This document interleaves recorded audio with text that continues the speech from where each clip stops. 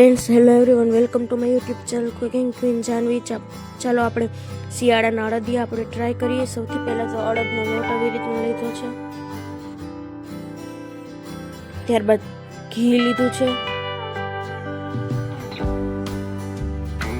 હવે આપણે આમાં એડ કરીશું ઘી અને આવી રીતના ધાબો દઈ દઈશું. પછી હવાલામાંથી આપણે ચાળી લઈશું લોટ.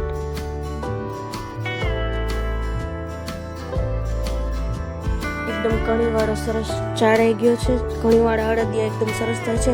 મોટું બકળ્યું હોય ઘરમાં તો મોટું બકળ્યું લઈ અને આપણે ગેસ ઉપર મૂકીશું અને તેમાં આપણે ઘી એડ કરીશું. ઘી ગરમ થઈ જાય ત્યારબાદ આપણે બદામને આવી રીતના ફ્રાય કરી લઈશું તેલમાં.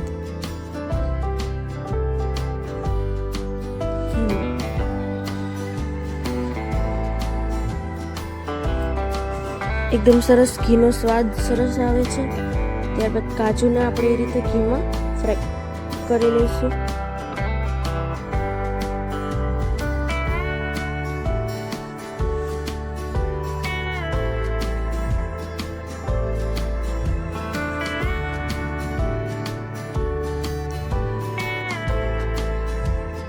ત્યારબાદ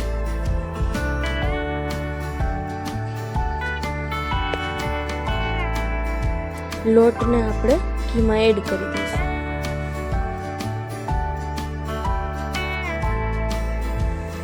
અને શેકાવા દઈશું.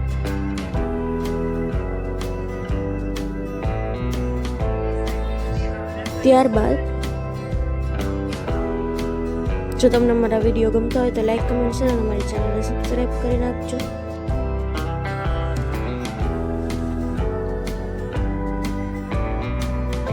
આવી રીતના શેકાઈ જાય છે, તમે જોઈ શકો છો.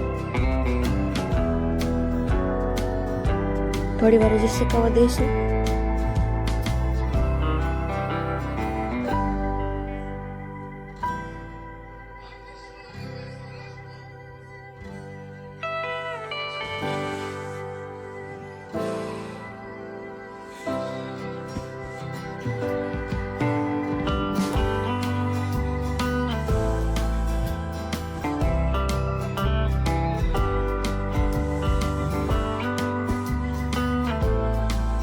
એકદમ સરસ પાતળો થઈ ગયો છે, તમે જોઈ શકો છો.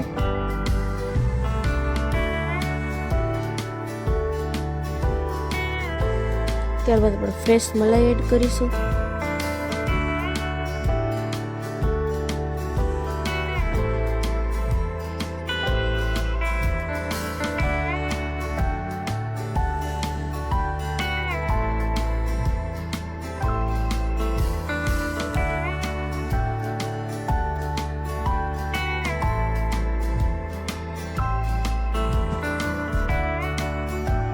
ત્યારબાદ ખાંડ લઈશું, તેમાં થોડું પાણી એડ કરશું.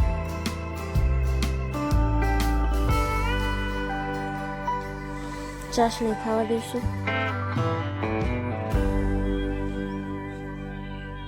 થોડું વધારે પાણી એડ કરશું.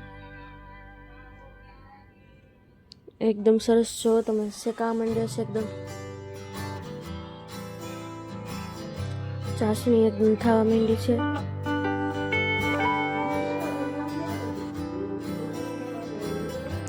એકદમ સરસ ચાસણી થઈ ગઈ છે, જોઈ શકો છો.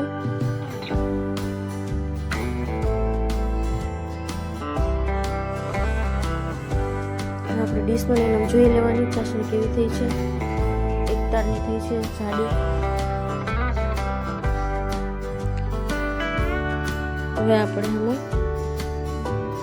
સૂંઠનો પાવડર 1 ચમચી એડ કરશું.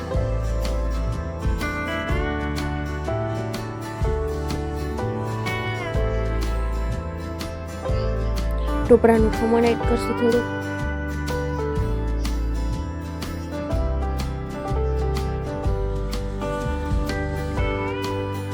ત્યારબાદ તીખાની ભૂકી અથવા ગંઠોડાનો પાવડર તમે એડ કરી શકો છો. ઓપ્શનલ છે, કરવો હોય તો કરવાનો. ત્યારબાદ કાજુ અને બદામ આપણામાં એડ કરી દેવાના.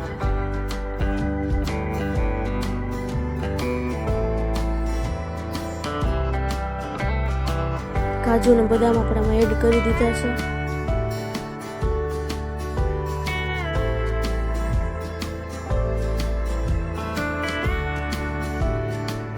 બધું બરાબર રીતે મિક્સ કરી દઈશું. ગેસ ઓન જ રાખીશું.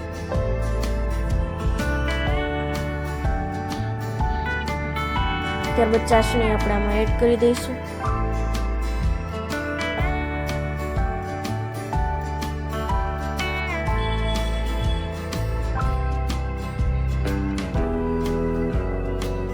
બધું બરાબર રીતે મિક્સ કરી દઈશું.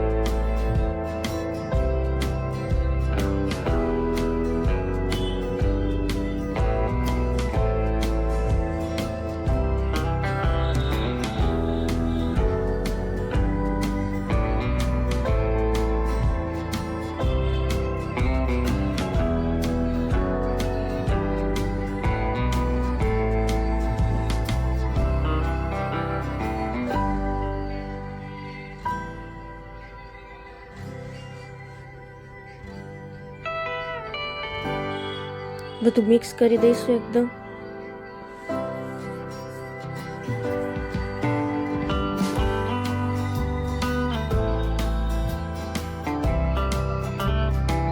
ત્યારબાદ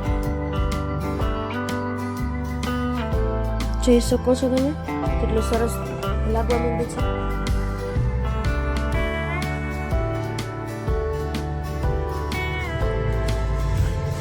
અહીંયા મેં સરસ બધું મિક્સ કરી દીધું છે અને ઓલો પાવડર મેં એડ કર્યો નથી તો જ સરસ બને છે અડદિયા. શિયાળામાં તમે બનાવી અને સ્ટોર કરી શકો છો. મહેમાન આવ્યા હોય ત્યારે પણ બનાવી શકો છો. થોડી વાર એમને હલાવે રાખવાનું ગેસમાં એટલે સરસ અડદિયા તૈયાર થઈ અને હાથેથી આપણે થોડી વાર રહી અને વાળી લેવાના. આવી રીતના સરસ આકાર આપીને